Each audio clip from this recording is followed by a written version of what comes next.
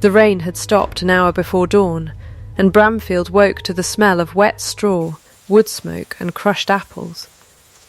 Michaelmas fair morning always smelled that way. Barrels rolled over cobbles. A pig complained somewhere behind the church wall. The green in front of Calderbrook Hall's outer gate had been trodden to mud by 6 o'clock, and by 9 it was full of stalls. And by 10 it was full of people who had come for cider and gossip in roughly equal measure. Tamsin Wren was the kind of woman a room forgot the moment she left it. Not ugly, not pretty enough to be remembered either. She had brown hair scraped back plain, a grey wool dress gone soft with washing, and hands that were red at the knuckle from lie and from worse things.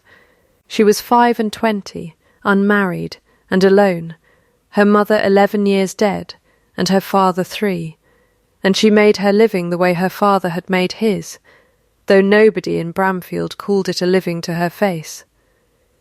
She set bones, she dosed fevers. She knew which root stopped bleeding, and which stopped a cough, and which, taken wrong, stopped a heart. And she never once mentioned the last. She had a stall at the edge of the green that morning, a plank on 2 barrels, with willow bark and feverfew, and a jar of the salve that had kept old Mr. Godwin's leg from turning black last winter. She sold little. People bought her physic when they were desperate, and forgot her the rest of the year. That was the way of it.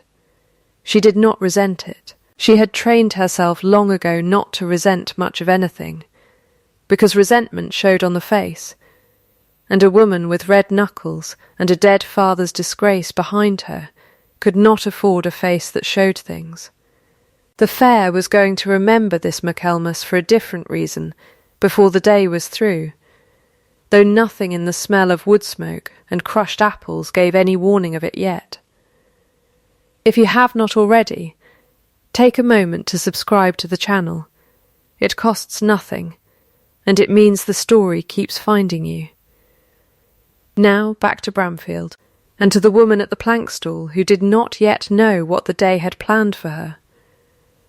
Tamsin's father had been an apothecary once, respected enough, until a debt he had guaranteed for a friend came due, and the friend was already 3 years in his grave and could not pay it. Elias Wren had died owing money he had never spent on himself, and the town had decided.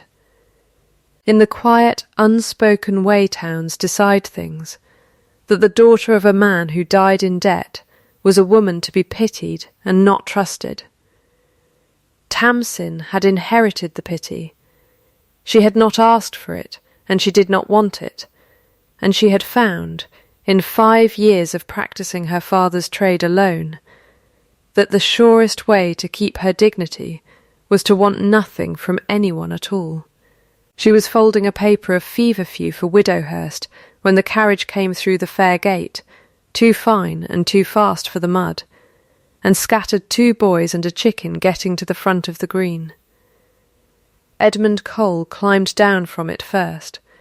He had grown stouter since Tamsin had last seen him, 3 years back, in a coat too well cut for a curate's son who had once told her, with his hand over hers, that he would wait for her as long as it took her father's name to clear. He had not waited. He had left within the month of her father's death, and married nobody at all for a while, and now he handed down from the carriage a young woman in blue silk, who could only be the fiancée everyone in Bramfield had already heard about twice over. Tamsin kept folding the paper of feverfew. Her hands did not shake. She had promised herself, a long time ago, that her hands would not shake for Edmund Cole, whatever else they did. He saw her before she was ready for him to. "Miss Wren," he said, and his voice carried the way a voice carries when a man wants it to. "Still at your stall, I see. Still dosing the parish for pennies." "Mr. Cole," she said. She did not curtsy. "You remember I did try to help you, after your father's trouble. He said it to her, but he said it for the fiancé, who had come to stand beside him with a face arranged into polite curiosity. I told her about you, in fact. I said, there is a woman in Bramfield who once thought a curate's son might raise her out of her father's debts. I said it kindly, of course. Did you? Tamsin said. You must not think me unkind for saying it now. It is only the truth. A man cannot marry a debt, however sorry he is for the woman carrying it. He smiled, the pleasant smile of a man who has never once had to examine what he says. I hope you have found some other way to manage. Half the green had gone quiet to listen, the particular quiet of people who are ashamed to be interested, and interested anyway. Widow Hurst's hand found Tamsin's arm. Tamsin did not need it, but she did not shake it off either. I have managed, Tamsin said, the way I have always managed, without you. It was not a large enough answer for what he had done, and she knew it, and she saw in his face that he knew it too, that plain and mild was worse to him than shouting would have been, because shouting he could have turned into a story about a hysterical woman, and this he could not turn into anything at all. The fiancée looked between them with the beginning of a question in her eyes, and Tamsin did not wait to see it asked. She set down the paper of feverfew, said something short, and even to Widow Hurst about minding the stall, and walked, not ran, though every part of her wanted to run, toward the servants' gate at the side of the hall, where the crowd thinned and the smell of wood smoke gave way to beeswax and old stone. She did not know the hall well. She had delivered a fever draught to the housekeeper twice in her life, and been let in no further than the kitchen passage. But the passage was empty now, fair day empty, every hand from the house out serving cider in the yard, and she went along it without thinking where it led, wanting only a door between herself and Edmund Cole's pleasant voice, wanting only a minute in which her face did not have to hold itself so carefully. She found a door. It opened onto a narrow stair, and the stair onto a corridor she did not know, hung with dim portraits of reigns long dead, and at the end of the corridor a door stood very slightly ajar, and through the gap came quiet and lamplight, and she went for it the way a person in a storm goes for any roof at all. She did not know then that the room belonged to the Duke of Calderbrook, or that he had come in from the ford not an hour before, soaked to the collarbone from a fall his horse had taken at the crossing, and was standing at that moment with his shirt half off, and his valet dismissed to fetch dry linen, thinking of nothing more urgent than a dry coat and a fire. She pushed the door the rest of the way open and stepped inside before she had looked at anything in it at all. The Duke of Calderbrook did not shout. He did not reach for anything to cover himself with any particular speed, either, which she would think about later and never quite know what to make of. He simply looked at her, one eyebrow going up a fraction, water still standing in his dark hair, and said, in a voice as level as a man remarking on the weather, "You might knock." Tamsin's hand went over her eyes so fast she nearly struck her own nose doing it. "I beg your pardon, I did not know. I am so sorry, I did not know anyone was here. I will go, I am going. You are still standing in the doorway," he said. "I am going," she said again, and did not move, because her feet had apparently decided independently of the rest of her that this was not a moment for haste, and she stood there with her hand clamped over her eyes and her face going the colour of a boiled ham, until he said, quite dry, quite unbothered, "The door, miss." He stopped, having no name to put there. "The door, if you please." "On your way out. It sticks. You will want to pull it firmly." She pulled it firmly. She stood in the corridor afterward, with both hands pressed to her own hot face, and thought, with the peculiar clarity of true mortification, that she would rather have faced Edmund Cole and his fiancée a second time than ever see that man's face again, and she was quite wrong about that, though she did not know it yet. She went down a back stair to get out of the house as fast as her legs would carry her, out through a scullery door into the stable yard, meaning only to put walls and distance between herself and every person who had seen her that morning. The yard was empty of grown folk, and full of noise from a knot of fair-day children clustered by the mounting block. And it was the noise that stopped her, because it was not play. It had the pitch children's voices get when they have found something weaker than themselves. There was a boy on the ground. 7, perhaps 8. His feet were bare and blue with cold, and one of them was cut along the arch, deep enough to have bled through the mud already. The children around him were not touching him. They were only saying the things children say when an adult is not present to stop them, about beggars and vermin, and who let him in through the gate. Tamsin did not think about her own face, or Edmund Cole, or the man upstairs with water still standing in his hair. She crossed the yard, knelt in the mud in her one good fair day dress, and said, "Move back, give him air," in a voice that made the children move back, because it did not ask. The boy's name, when she got it out of him between chattering teeth, was Robin. He had no people that he would name.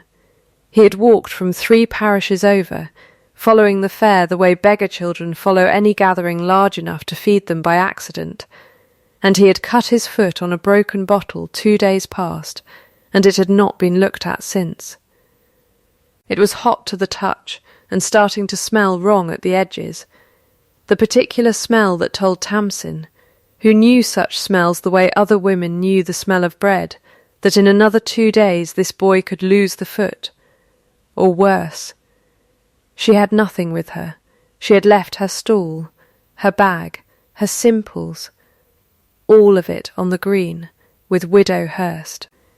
She tore a strip from her own petticoat instead, and used the flask of vinegar water she always carried, pinned inside her sleeve for her own hands after tending others, and she cleaned the wound there in the mud of a stranger's stable yard, with the fair noise going on just beyond the wall, and she talked to the boy the whole while in a low, even voice, about nothing at all. About the colour of a coming autumn, so that he would not feel how careful her hands were being with him. There, she said, when it was bound. That will hold till a surgeon sees it properly. Do you understand me? A surgeon. Not me, I am not one, but a real one. Do you understand? Robin said he understood, though his eyes said he had understood enough beggar promises in his short life to know that most of them came to nothing. I have no money to give you, Tamsin said, because it was true, and she thought a boy that age deserved the truth more than false comfort. I wish I did. But I am not lying to you about the foot. Get to a surgeon. She gave him the heel of bread from her apron pocket, the whole of what she had brought for her own dinner, and she did not ask his name again, or where he would sleep that night, because she had nothing to offer for either, and did not believe in asking questions she could not answer. She only stood, brushed the mud from her knees as well as it would brush, and walked away across the yard without once looking back to see whether anyone had watched her do it. She did not know then that someone had. The Duke of Calderbrook stood at the window of his own dressing-room, a dry shirt half-buttoned, and watched the whole of it from above. He had gone to the window only to see whether his horse had been properly walked after the fall at the ford, and instead he had seen a woman in a ruined fair-day dress kneel in the mud, for a beggar child no one else in that yard had troubled to touch, and give away her own dinner for it, and ask for nothing, not even his name in gratitude, because she never once looked up to see if anyone of consequence was watching at all. He did not know her name yet either. He intended to find it out before the day was finished. Tamsin walked back through the fair with her dress ruined and her hands smelling of vinegar, and found Widowhurst still minding the stall, and said only that she had been called away a moment, and sold 3 more papers of feverfew before the light went, and told no one, not even Widowhurst, what she had done in the stable yard or in the dim corridor before it. She did not think either thing worth the telling. She had knelt for a hurt child the way she would have knelt for any hurt thing, expecting no more notice for it than the mud had given her, and she went home that evening to her small cold cottage at the end of Fuller's Lane believing, entirely, that the day's only real event had been the humiliation Edmund Cole had handed her in front of half the parish, and that the man upstairs with the water in his hair would never think of her again so long as either of them lived. She was wrong about that too, though it would be some while yet before she learned how wrong. The housekeeper at Calderbrook Hall, a narrow, dry, sharp-eyed woman named Mrs. Pryor, who had run that house through 2 dukes and buried a husband of her own along the way, found his Grace still standing at the dressing-room window some minutes after the yard below had emptied. "Your Grace will take cold at that window," she said, "half-dressed as you are." "Who is the woman who tended the beggar boy in the yard just now?" he said, not turning from the glass. Mrs. Pryor came to stand beside him, though there was nothing left in the yard to see. "I did not see it, Your Grace." "Find out." She looked at him for a moment. In 30 years of service she had learned the difference between the Duke's ordinary voice and the voice he used perhaps twice in a 12-month, and this was the second kind. "I will ask about," she said, and did not ask him why, because she had also learned when a question would not be welcome. It did not take her long. Bramfield was a small parish, and Tamsin Wren's name, once asked for, came to 3 different mouths within the hour, most of them attaching to it some version of what Edmund Cole had said on the green that morning, delivered with the particular relish small towns keep for another family's old disgrace. Mrs. Pryor brought the name back to the Duke that evening, along with the story of the apothecary father and the debt he had died owing, and watched her master's face do something she could not quite name when she came to the part about the beggar child in the yard. "She asked for nothing," Mrs. Pryor said. "That is the whole of what the boys told the kitchen girls. She gave the child her own dinner, and told him to see a surgeon, and walked off, did not so much as leave her name with him. No, the Duke said, she would not have. He said nothing further that night about it, and Mrs. Pryor, who had not survived 30 years in that house without learning patience, did not press him. But she noted, because it was her business to note such things, that the very next morning a surgeon from Calder Bridge, 2 hours' ride distant, and a good deal better than the parish's own tired old physician, was sent for and directed, with no name attached to the errand, to find a beggar boy answering to Robin, who had been seen at the Michaelmas fair with an untended foot, and to treat him at the Hall's expense, and to say, if asked who had sent him, only that a well-wisher had heard of his trouble. The surgeon found the boy asleep in the lee of the churchyard wall, fever-climbing, the foot exactly as bad as Tamsin had feared it might become. He lanced it, dressed it properly, and installed the boy, on instructions he did not fully understand himself, in a warm room above the Bramfield bakehouse, where the baker's wife was to feed him and watch him for a fee that was, again, paid without a name attached. Tamsin heard of none of it.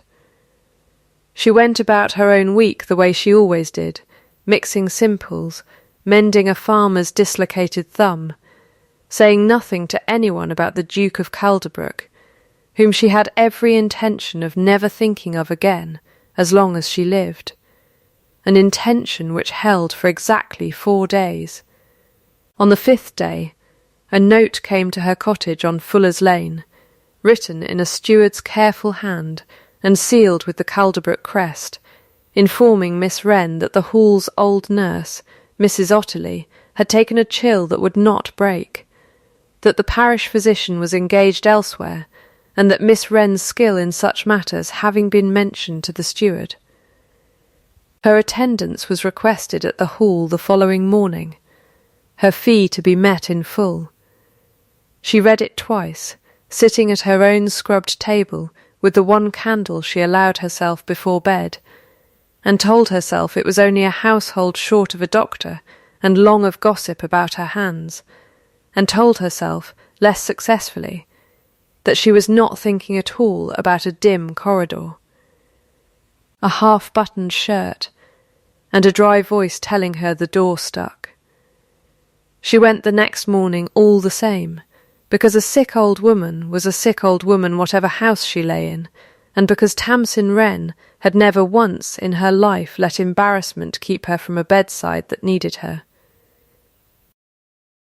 Mrs. Otterley's room smelled of camphor and old wool, and the old woman herself lay grey and rattling in a bed too large for her, and Tamsin set to work at once, warming her hands first at the fire the way her father had taught her, because cold hands on a fevered chest only frighten a sick body further. She worked for the better part of the morning, drawing the fever down with the patience of someone who had done it 100 times before, and it was past noon before she straightened her back and turned to find the Duke of Calderbrook standing in the doorway, arms folded, watching her with an expression she could not read at all. "You came," he said. "Your steward asked me to.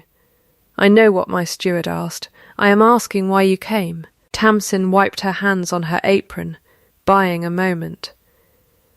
"Because your nurse is very ill, Your Grace, and I know how to help her, and it did not seem a thing worth refusing over the manner of the asking." "Even after the door," he said, and there was something in it that was almost, not quite, a question about whether she still minded. "I have knelt in worse mud for less reason than a dying old woman," she said. "A stuck door is a small thing beside that." He looked at her for a moment longer than the remark strictly required. "You are plain spoken." "I have found it saves time," Tamsin said, "and time is generally the thing shortest supplied in a sick room." Something crossed his face that was very nearly the beginning of a smile, checked before it arrived. He came further into the room instead, and stood at the foot of the old nurse's bed, and looked down at her with an expression Tamsin recognised, because she had seen it on the faces of a great many people standing over a great many sick beds, the particular helpless tenderness of someone who loves a person they cannot help. "She nursed me," he said, without being asked, "when I was a boy. My mother did not live long enough to do it herself." He said it plainly, without weight, the way a man says a fact he has long since stopped feeling the sharp edge of, though Tamsin, who made her living reading what bodies did not say, noted that his hands, folded behind his back, had gone very still. "Then she is fortunate," Tamsin said, "to have someone who remembers it. Most who are fortunate that way do not think of it as fortune," he said. "They think of it as owing." "Perhaps," Tamsin said. "I only meant that the debt runs both ways, and she is not likely to think of it as debt at all. She will only be glad you came to look." He glanced at her then, sharp, as if she had said something closer to him than she knew. And perhaps she had, though she did not think of it that way at the time. Mrs., Ottilie's fever broke that night, as Tamsin had thought it might. Tamsin came back the following 2 mornings to be certain, and each morning the Duke found some reason to be in the corridor, or the breakfast room, or the stable yard when she arrived, and each morning they exchanged perhaps 10 sentences, plain and short, about the weather, or the old woman's appetite, or nothing at all, and each morning Tamsin told herself very firmly on the walk home that this signified nothing, that a duke passing through his own corridors was hardly proof of anything, and each morning she found she had not entirely convinced herself.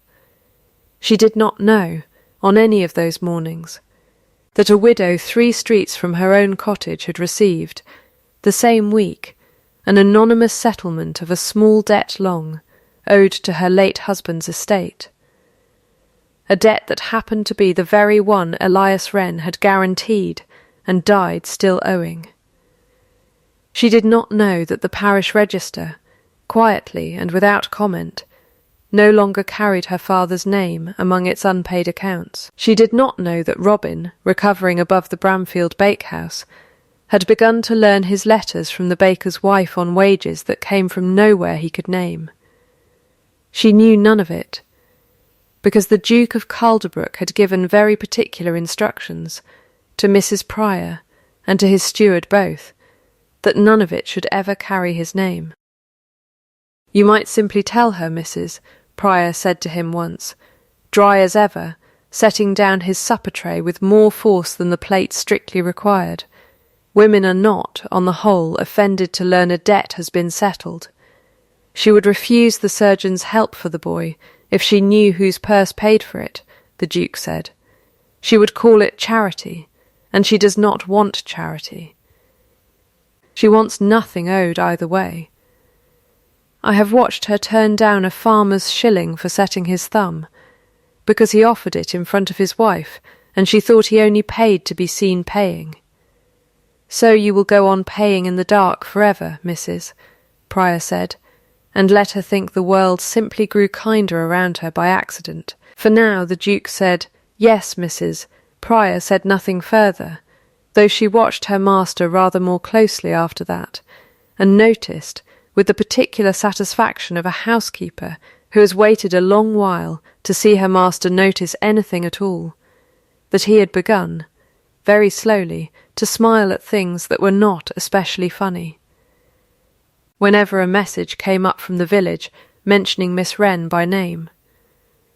By the 2nd week of Mrs. Ottilie's recovery, Tamsin's visits to the Hall had become a settled thing, 3 mornings out of 7, to look in on the old nurse, and, increasingly, on 2 tenant families, down with the same low autumn fever that had nearly taken her. The steward paid her fairly and on time, which was more than most of Bramfield managed, and she found herself, without quite deciding to, coming to think of the walk up the Calderbrook Drive as one of the better parts of her week. It was on one such morning, crossing the stable yard with her bag of simples, that she came upon the Duke himself kneeling in the mud beside a lame carriage horse. His sleeves rolled, and his hands, gentlemen's hands, working at the animal's fetlock with a patience that surprised her more than it should have. "You will want a farrier for that," she said, before she had thought whether it was her place to say anything at all. "I have sent for one," he said, not looking up. "He will be an hour. She is in pain now." "May I look?" He glanced up at that, something considering in his face, and moved aside without argument to let her kneel where he had knelt. Tamsin ran her hands down the horse's leg the way she would have run them down a man's arm, feeling for the give and the heat, and found the strain was not so bad as it looked, only frightening to a horse too proud to hold still for it. "She will keep the leg," Tamsin said. "It wants binding and rest, not a farrier's iron, though I would not tell your farrier I said so." "I begin to think," the Duke said, "that there is very little in this parish that does not eventually require your hands. Bones do not care whose stable they are broken in, Tamsin said, binding the leg with strips torn. Again, from her own apron, a habit Mrs. Pryor had begun quietly to replace with proper linen left where Tamsin would find it, and assume it had always been there, nor whose purse pays for the mending. I have never yet turned away a creature for the address it kept. No, he said. I do not imagine you have. He watched her hands work for a while in silence, and then he said, in a voice pitched lower than his ordinary one, "May I ask you something, Miss Wren, that is not about a horse?" "You may ask," she said. "I do not promise a good answer. That day at the fair, the man who spoke to you on the green, you did not defend yourself to him." Tamsin's hands did not falter at their work, though something in her chest did. There was nothing to defend. He said I had chased him for his help, once, out of my father's debts. It was not true, but saying so to him would only have given him a second remark to make, and I have found that with some men silence starves the argument faster than truth does. He was wrong to say it in front of you, the Duke said, and wrong before that, if the story I have since heard is the whole of it. You have been asking about me, Tamsin said, not quite a question. I have, he said, with no apology in it at all.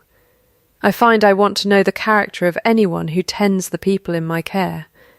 It seemed the plain sort of thing a man in my position ought to do. It was not, quite, the whole truth, and Tamsin, who read what bodies did not say for a living, thought she heard the gap in it, though she could not have said what filled the gap, and did not let herself guess. "And what have you found," she said, "of my character?" "That you will kneel in mud for a stranger's horse in a stranger's yard," he said, "and argue with the mud rather than take credit for it." "It is only a horse," Tamsin said. "It was a beggar child the first time," the Duke said quietly, and watched her hands go still at last, though her face gave nothing else away. "You saw that," she said. "I did. I did not know anyone had." "I know," he said. "That was rather the point of it, I think, whatever it was worth." Tamsin did not answer that at once. She finished the binding instead, slow and careful, and when she spoke again her voice had gone very even, the voice she used on frightened patients.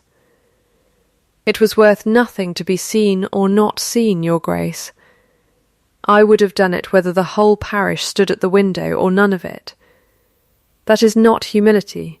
It is only that a hurt child does not become less hurt for having witnesses." "No," the Duke said, and there was something in his face, checked and careful, that she did not have a name for yet. I do not suppose he does. They did not speak of it further that day, though something had shifted in the space between them, the way weather shifts before anyone can name the front that is coming. And Tamsin walked home along Fuller's Lane with the particular unsettled feeling of a woman who has just discovered that a private thing she believed private after all was not, and who cannot yet decide whether that discovery frightens her or does something else entirely. The Duke of Calderbrook, for his part, went back to the house and stood some while at the window of his study, looking down at nothing in particular, thinking of a woman 5 years his junior, who had knelt in mud twice now, without once looking up to see who watched, and thinking too, though he did not let the thought stay long, of another woman entirely, some years back, whose name he had not spoken aloud in a 12-month. Her name had been Eleanor Vance, and she had been beautiful in the way portraits are beautiful, and she had wept prettily whenever it served her, and she had been, he had learned too late, and by accident, savagely cruel to a lady's maid who displeased her, a girl dismissed without character over a broken comb, weeping the whole while she did it, so that anyone watching would have sworn the injury ran the other way. He had broken the engagement within the month of learning it, at some cost to his family's standing, and none at all to his conscience, and he had told himself since that he had learned, from it, the one lesson worth the price, that a face arranged for an audience tells you nothing, and that the only true test of a person is what they do when they believe no one of consequence is watching them at all. He had watched Tamsin Wren pass that test twice now, without knowing she was sitting it. He found he wanted, very badly, to know what she would do the third time, and the fourth, and whether a whole life built that way could hold. The way he had begun, cautiously. Foolishly, perhaps, to hope that it could. He said none of this to Mrs. Pryor, though she guessed most of it, being no fool, and he said none of it to Tamsin either, not yet.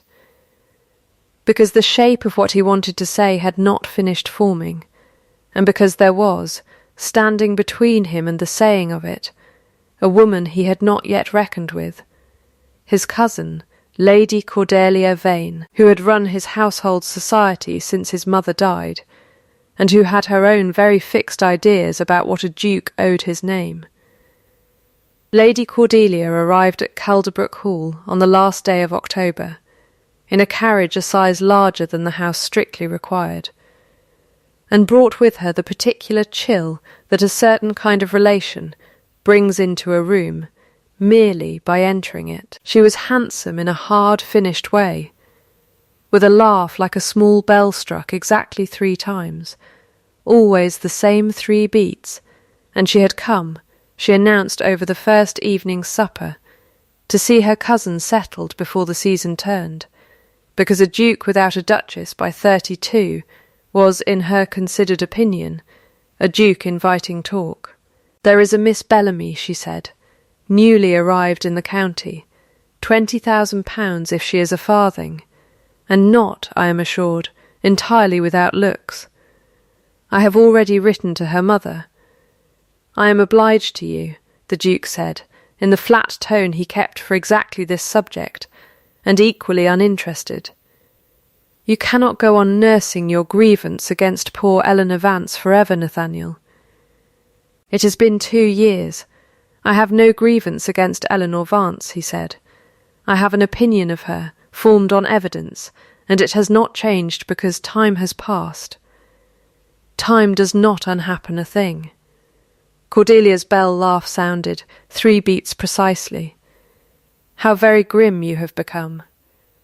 I hear, in any case, that you have taken up an interest of a different sort entirely, from the servants' talk. Some village woman who sets bones. The Duke's face did not change, which told Cordelia everything her cousin had hoped it would not. Miss Wren has attended Mrs. Otterley through a fever, and 2 of my tenant families besides. She is skilled, and paid fairly for her skill, and there is nothing further in it worth your writing to anyone's mother about. Of course not, Cordelia said, in the tone of a woman filing information away for later use, and turned the talk, that evening, to other things, though she did not, in fact, let the matter rest there at all. Tamsin met her 3 days later, in the corridor outside Mrs. Otterley's room, and knew at once, the way one knows weather from a change in the light, that this was a person who had already decided something about her. You must be the bone-setter's daughter, Lady Cordelia said, before any greeting had passed between them, looking Tamsin over with the particular slow attention of a woman pricing a horse. I had heard you were plain. I had not heard quite how plain. I am Tamsin Wren, Tamsin said. Your ladyship. And your hands, Cordelia said, taking one of them up by 2 gloved fingers and turning it, as though examining a glove herself, are quite as red as I was told. It must be difficult, doing the work of a common surgeon with a lady's aspirations underneath it. I have no aspirations, my lady, Tamsin said, withdrawing her hand with no more force than was needed to withdraw it, only patience. How very convenient a thing to say, Cordelia said, to a duke's cousin, in a duke's own corridor, and the bell laugh sounded once, dry, 3 beats, and she swept on toward the stairs, leaving behind her the particular cold that certain people leave behind them in a warm house. A cold Tamsin recognised at once for what it was, having felt its close cousin from Edmund Cole on the Green, not 2 months past. She said nothing of the encounter to the Duke, that day, or the next, because it was not, she told herself, worth the telling, and because some old instinct in her had learned long ago that complaining of one high-born person's cruelty to another high-born person rarely improved the complainer's standing with either. But Lady Cordelia was not a woman who let a matter rest merely because its object declined to discuss it, and within the fortnight she had found, or made, an opportunity to discuss it for her. It happened at the small gathering Cordelia insisted upon holding before Michaelmas closed entirely into winter. A tea for the neighbouring gentry that she styled, with her cousin's reluctant permission, as a welcome for Miss Bellamy, the £20,000 heiress she had not stopped promoting since her arrival. Tamsin had no business at such a gathering, and knew it, but Mrs. Otterly, recovering well enough now to sit up and take notice of the household's doings, had asked particularly that the young woman who had nursed her be allowed to bring her a dish of the tea herself, and the Duke, hearing of the old woman's wish, had said only that Miss Wren was to be admitted wherever Mrs. Otterly wished her, and thought no more of the arrangement's danger than that. Tamsin came into the drawing-room with the tea-tray at the exact moment Lady Cordelia was in full flow before a dozen listening neighbours, and Cordelia, seeing her, did not lower her voice at all. "Ah, here is our village physician now. Do come in, Miss Wren, and let everyone see you. I have just been telling Miss Bellamy the whole of your history, and I think you will agree I have been entirely fair to you." "My lady," Tamsin said, setting the tray down with steady hands, though her whole body had gone very still and careful in the way it went still, before a difficult setting.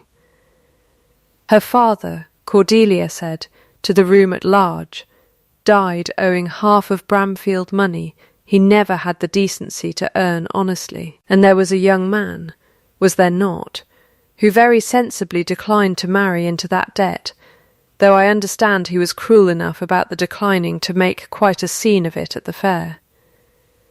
One does rather feel for you, Miss Wren, being twice refused now, in a manner of speaking, once by a curate's son, and once, I imagine, by fortune itself. The bell laugh, 3 beats, though I hear you have found a new position tending my cousin's household. One must find one's level, I suppose, wherever it settles. The room had gone entirely quiet, the particular quiet of gentry pretending to examine their teacups. Tamsin felt every eye in it, and did not let her hands show what the eyes cost her. "My father's debts were paid, my lady," she said, in a voice she kept level with an effort no one in the room could see, though not by him, and not, I think, by any wish of mine to be spoken of at all.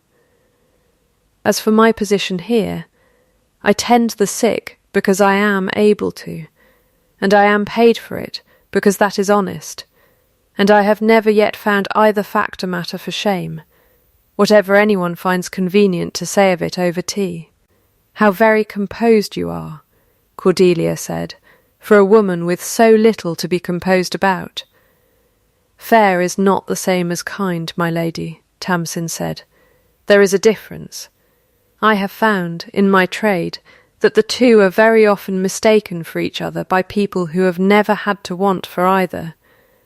A small, sharp silence followed that, the kind that precedes either laughter or a slap, and it was broken by the Duke of Calderbrook's voice from the doorway, where he had come in unnoticed some moments before and heard, by Mrs. Prior's later account to the kitchen, every word of it. Miss Wren, he said, is quite right, and I would ask that my cousin remember whose house she says otherwise in. His voice was not loud. It did not need to be. Mrs. Otterly is waiting for her tea, I believe. Tamsin did not look at him with anything so plain as gratitude, because gratitude, shown in that room, would have cost her the very composure she had just spent so dearly to keep. She only inclined her head, gathered the second tray meant for the old nurse, and left the room with her back straight and her hands, at last.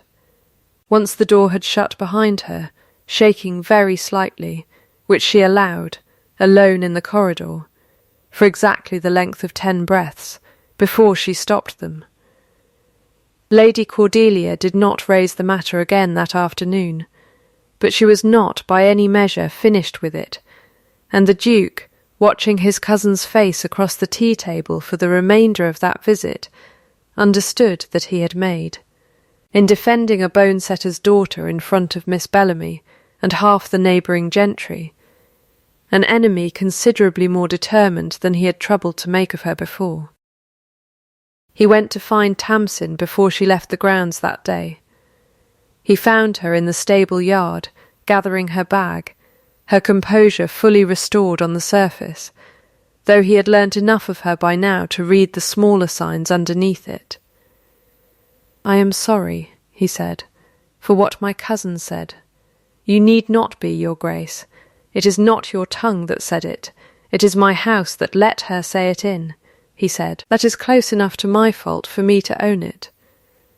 Tamsin looked at him then, and something in her plain, tired face eased very slightly, the first real ease he had seen in it all that difficult day. "You defended me in front of Miss Bellamy," she said. "That was not required of you either." "It was the only thing to do," he said, when the alternative was standing silent while a true thing was called shameful. He hesitated, then added, more quietly, "I find I do not much like watching you carry things alone, Miss Wren. I have watched you do it rather too often now." "I have had a great deal of practice," Tamsin said, "at carrying things alone." "I know," he said. "I have wondered, once or twice, what it might take to change that." It was as close as he had come yet to saying anything of what had been building in him since the stable yard at Michaelmas, and Tamsin, hearing it, felt something in her chest do a slow, careful turn, like a key finding a lock it had not expected to fit. She did not answer him. She only said that Mrs. Otterly's dose was due at 6, and that she would come again Thursday, and walked home along Fuller's Lane with her heart doing something considerably less composed than her face, and told herself, as she had told herself before, and would tell herself again, that it signified nothing, though she was beginning, at last, to know better. Lady Cordelia moved a week later, and moved with the particular patience of a woman who has decided that a slow ruin is more certain than a fast one. It was a small brooch that went missing, an amethyst thing of no great value that had belonged to the Duke's mother, and sat ordinarily in a dish on Mrs. Otterly's dressing-table, where the old nurse kept it out of sentiment and touched it. Sometimes, when she was low, it was gone one Thursday morning, and Lady Cordelia discovered its absence herself, with a great deal of noise, at almost the exact hour Tamsin was known to have called that week, and she raised the matter at supper, in front of the housekeeper, the steward, and 2 visiting neighbours, with the particular regretful gentleness of a woman who claims to hate saying what she is about to say. "I do not accuse anyone," she said, in the tone of a woman who accuses very precisely indeed. "I only observe that the brooch was seen Wednesday and gone by Thursday evening, and that very few hands pass through that room besides the household's own, and Miss Wren's." "That is not an accusation," the Duke said very evenly. "It is an insinuation, which is a coward's version of the same thing. Call it what you like, Nathaniel. I only think it wants looking into, for the sake of your own household's peace, and for the girl's sake too, if she is innocent, so that no shadow lingers over her unfairly. It was, Tamsin thought when she heard of it the following morning from a white-faced Mrs. Pryor, the cleverest cruelty Lady Cordelia had yet managed, because it could not be answered with plain speech, the way the tea-table insult had been. A truth denied is still a truth. A theft denied is only a denial, and looks, to any watching eye, exactly like what a guilty woman would say. She did not wait to be summoned. She went to the hall herself that same morning, found the Duke in his study, and set on his desk, without a word, the small bundle of coin she had earned from the household over the past 2 months, every farthing of it. "I did not take the brooch," she said. "I want that said plainly, once, and then I want you to know that I understand what is now being said of me, and that I will not come to this house again, so that no more shadow falls on it, or on you for my sake." "Tamsin," the Duke said, and it was the first time he had used her Christian name, though neither of them remarked on it in that moment, both too occupied with the larger thing between them. "I do not believe for one instant that you took anything." "It does not matter what you believe, Your Grace," she said, and her voice, for the first time in all the weeks he had known her, was not quite steady. "It matters what is now sayable about me in every drawing-room in the county, and that cannot be unsaid by your believing otherwise in private.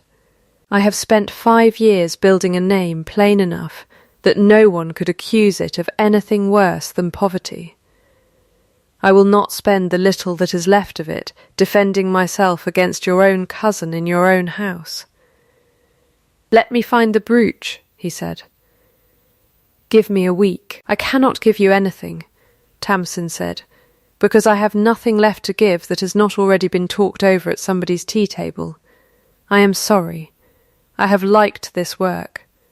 I have liked—" She stopped herself before the sentence finished, and he did not press her to complete it, though something in his face told her he had heard the shape of the unsaid word well enough. "I am going home now, Your Grace. Please do not send for me again."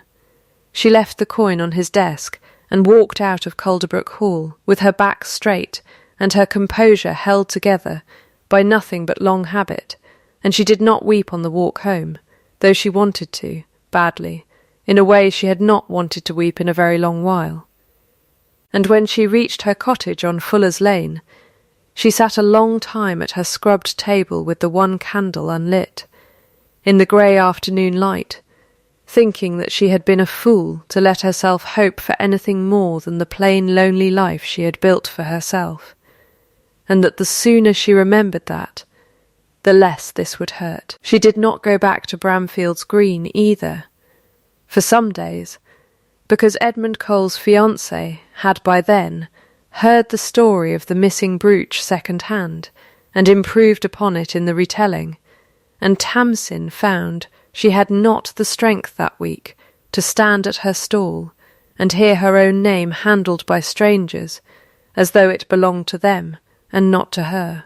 She tended Robin instead, walking out to the bakehouse each morning to check the boy's healing foot, because that, at least, no lady's insinuation could take from her, and it was on one of those mornings, sitting with the boy while he read her, haltingly and with great pride, his first whole sentence from a primer she did not recognise and had certainly not paid for, that she asked the baker's wife, idly, who exactly had arranged for the boy's schooling and his surgeon both. "A well-wisher," the baker's wife said. "That is all I was ever told. Comes through the steward's office at the hall, but no name on it. Been that way since the fair. There's been a good deal of it about this autumn, if you ask me. Old Widow Fenn's roof, mended with no bill sent. Your own father's debt cleared off the parish book, did you not know that? I thought everyone knew that by now." Tamsin sat very still. My father's debt, she said, was cleared. Months back now. I assumed you knew.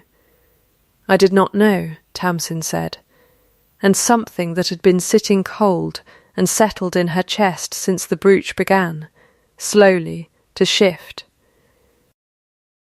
She went to Mrs. Prior that same afternoon, walking back up the Calderbrook Drive for the first time since she had left the coin on the desk, and found the housekeeper in the still room, and asked her, plainly, because plain was the only way she knew to ask anything that mattered, whether it was true that a well-wisher connected to this house had been quietly settling debts and paying surgeons and mending roofs across half the parish since Michaelmas. Mrs. Prior looked at her for a long moment, weighing, Tamsin thought, some promise of silence against some larger loyalty, and at last set down the jar she had been holding and said, "He asked me not to say who sent it. Any of it. He has asked me that 12 times now, and I have kept it 12 times, and I am tired, Miss Wren, of keeping a good man's goodness a secret from the one person who most deserves to know it." "Tell me," Tamsin said. "It began the day of the fair," Mrs. Prior said. "He stood at that window and watched you tend the beggar boy in the yard, and he came down not an hour later with your father's name already in his mind, having asked me to learn it. The surgeon for the boy, the schooling, Widow Fenn's roof, your father's debt, cleared quiet through the parish so no one would think to connect it to him. Every one of it his doing, and every one of it done so that you would never have cause to think yourself beholden to a duke for any of it, because he knew, better than most men would trouble to know, that you would refuse it outright if you understood whose hand it came from." Tamsin sat down very suddenly on the still room stool, her legs having apparently decided this news required sitting for. "Why," she said, "would he do all that and let me believe otherwise?" "Because he did not want your gratitude," Mrs. Prior said. "He wanted, I think, only to see you go on being exactly what you were, without his name changing a single thing about it. He has watched you a long while now, Miss Wren, and I have watched him watch you, and I will tell you what I have never once told anyone in 30 years of service in this house. I have never seen that man look at another living soul the way he looks at you when he believes no one is noticing him do it. And the brooch," Tamsin said. "Lo, found, Mrs. Prior said, this very morning, behind the dressing-table where it had slipped down of its own accord, dust and all, exactly where a careless hand might have knocked it in reaching for a comb.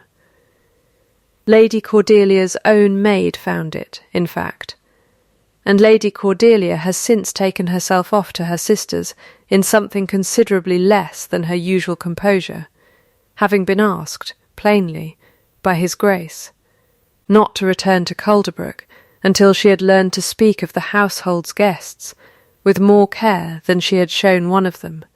Tamsin sat with that a long while in silence, the still-room smell of dried lavender and beeswax settling around her, and felt for the first time in 5 years something in her chest that she did not immediately recognise, because she had trained herself so thoroughly not to feel it, which was simply the beginning of being glad.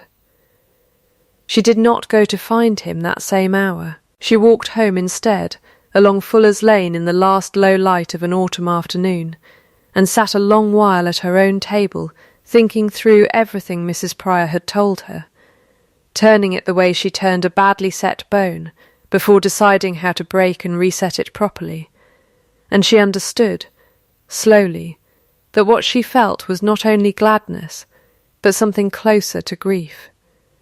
For all the weeks she had spent believing herself unwatched and unwanted, when in truth she had been watched.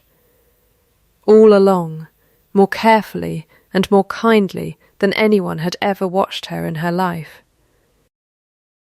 The Duke of Calderbrook came to Fuller's Lane himself the following evening, on foot, without a groom or a carriage, which Tamsin noted the moment she opened her door to his knock, because a duke does not ordinarily arrive anywhere without the trappings of being a duke, and this one had left every trapping behind him at the gate. "May I come in?" he said.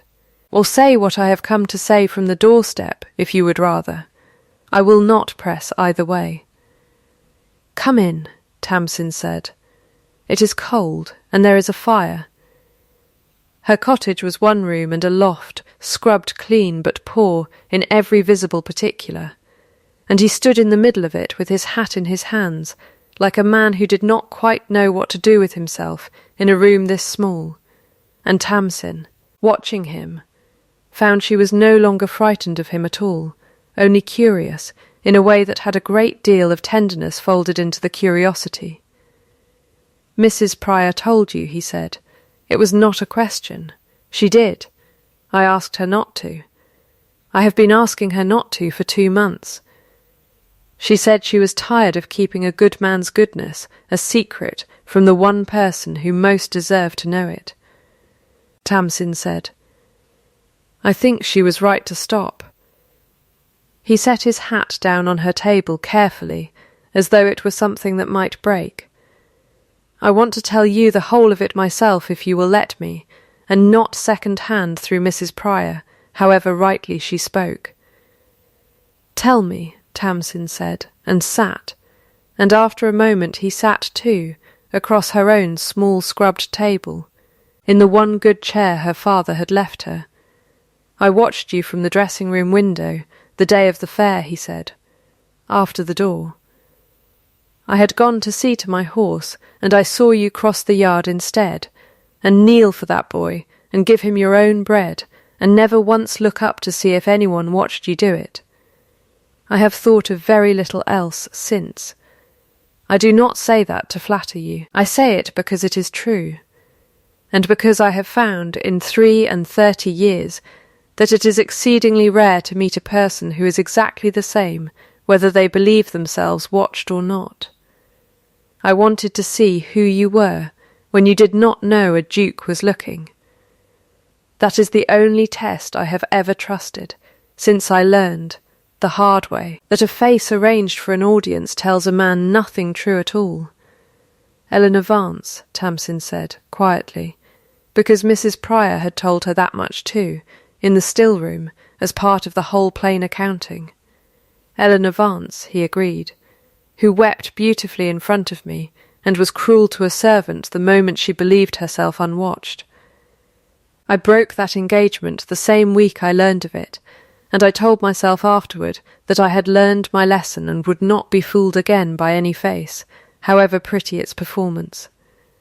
And then I watched you kneel in mud for a beggar child with your dinner in your hand, and I understood that I had not, in fact, learned to distrust performance. I had only learned to look for its absence. You have never once performed anything for me, Tamsin. Not gratitude, not modesty, not even your own grief, which I have watched you carry alone rather than show me, because you did not believe it was mine to see. I would like it to be mine to see. I would like a great many things I have no right yet to ask for. I do not know what to do with a man who gives so much and asks for nothing back," she said. "I have never met one before. Then let me ask you for something now, plainly, so that you know at least once what it is to be asked instead of given to in secret," he said. "I am not going to propose to you tonight, Tamsin. I do not think you are ready to hear it, and I do not think I have any right to ask a woman for an answer while she is still finding her feet after everything my own cousin did to knock them out from under her. I will ask you again in the spring, when the roads are dry and the whole business of the brooch and the fair and Edmund Cole is old news to everyone but us. And I want you to know now, before then, that whatever you answer, your no will be exactly as safe with me as your yes. I would rather have your honest refusal than a yes you gave me, only because a duke's asking felt too large to decline.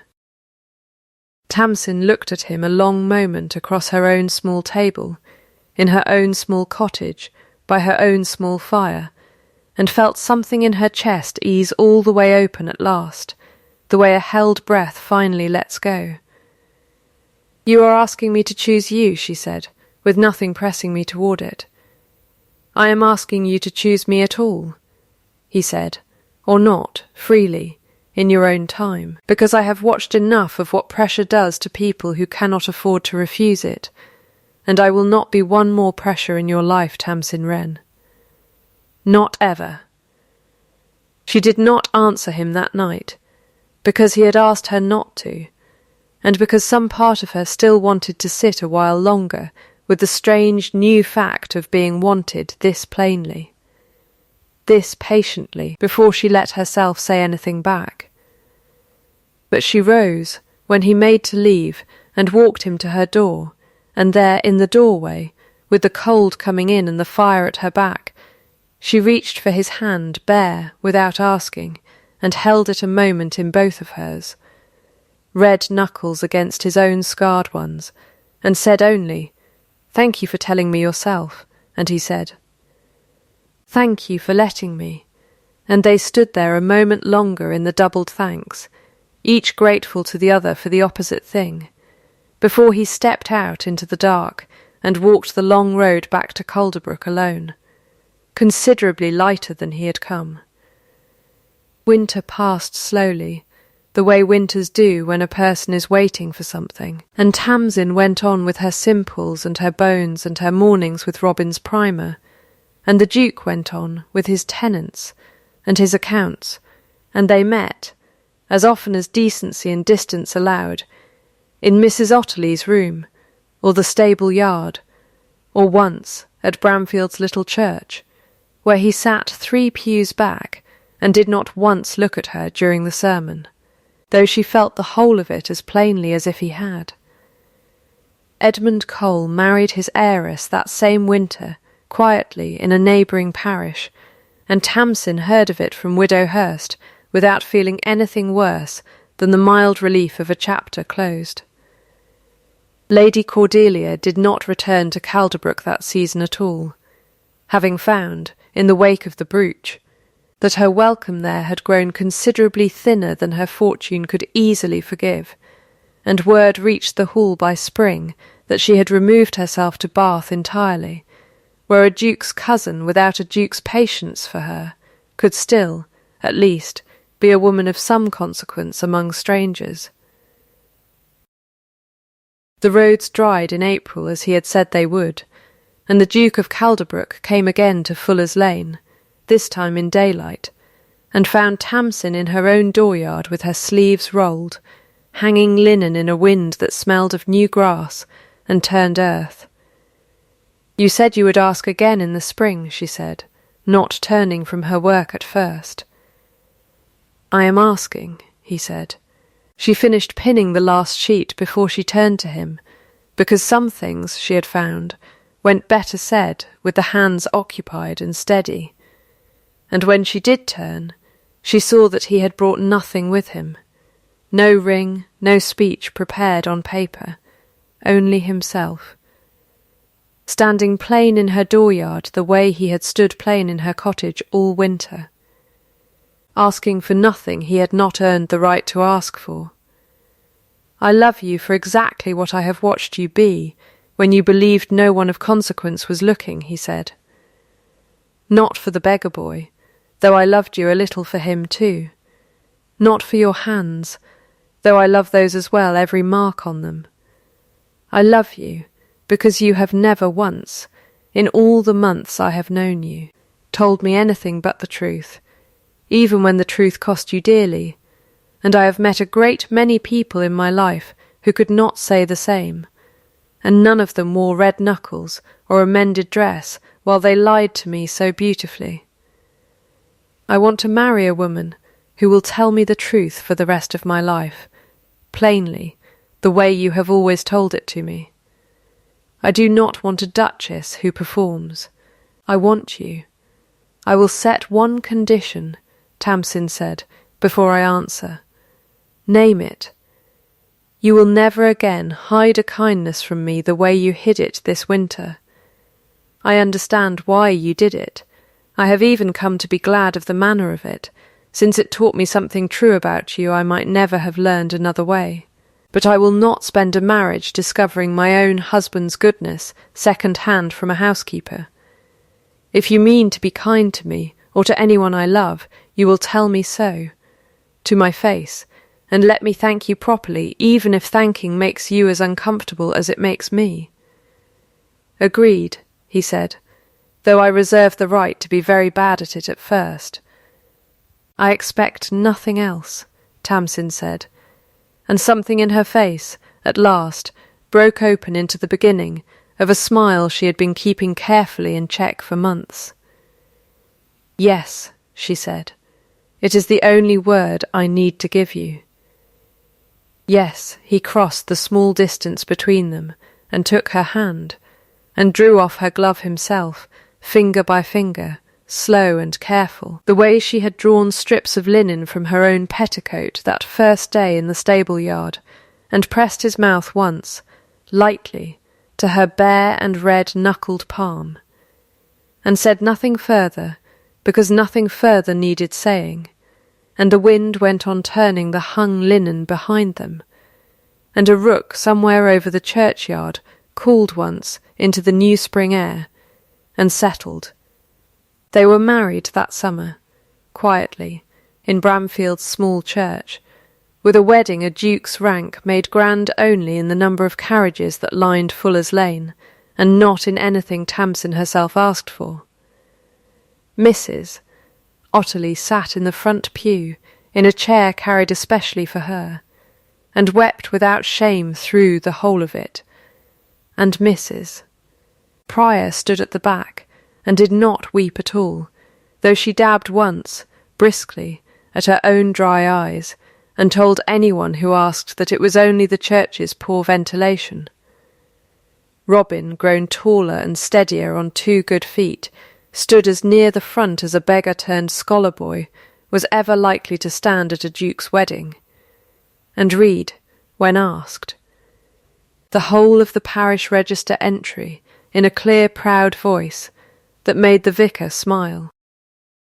A year later, on an evening in early autumn, when the smell of wood smoke had come back into Bramfield's air exactly as it had the day the whole of it began, Tamsin sat before the fire at Calderbrook Hall, with her husband's hand in hers, both of them bare, both of them still, and watched the flames the way she had once watched a boiling kettle over her father's old grate, with the particular patience of someone who has learned that good things, tended properly, hold. Edmund Cole's marriage, they heard by then, had proven exactly as thin as his character, his heiress's fortune spent faster than his charm could account for it, and neither of them thought of him again with anything so warm as anger. Lady Cordelia remained in Bath, writing occasional dry letters that Mrs. Prior forwarded, and the Duke answered briefly and without rancour, having found in a year of happiness that he had very little appetite left for old grievances. Robin was apprenticed that spring to the Calderbridge surgeon who had once lanced his fevered foot, on terms that carried the Duke's name openly now, because there was no longer any reason to hide a kindness that had already borne its fruit. The door to the old dressing-room, the one that had stuck on its hinge the day a stranger burst through it uninvited, never stuck again after that Michaelmas, because the Duke had ordered it planed and rehung the very next morning, though he told no one, not even Mrs. Prior, why a door he rarely used mattered so much to him all of a sudden. Tamsin found out only by accident, months into their marriage, running her hand along the smooth new hinge one idle afternoon, and when she asked him why, he only said that some doors were worth keeping easy to open, in case the right person ever needed to come through one in a hurry again. She did not press him further. She only laced her bare fingers through his by the fire that evening. A year and a day since a boiling kettle of a morning had first sent her running for a door she should never have opened, and thought that a life is very often decided by the small unwatched thing a person does before they know anyone is counting it, and that the world, however slow, has a way of counting it in the end. That is the whole of what character is, in the end, not what a person performs before an audience, but what they do, quietly, when they believe the room to be empty, and no one is left to keep the score but themselves. If this story found something true in you, that is exactly why it was told. Subscribe to the channel so the next one finds you too, because there is always a next one waiting in the quiet, the way Tamsin's kindness was waiting in that stable yard before anyone knew to look for it. Tell me in the comments where you think real character shows itself most clearly, in the grand gestures a person makes for others to see, or in the small ones they think no one will ever know about. I read every answer, and I carry them with me into the next telling. Until then, stay gentle with the people the world overlooks, and I will see you at the next fire, with the next story, when it is ready to be told.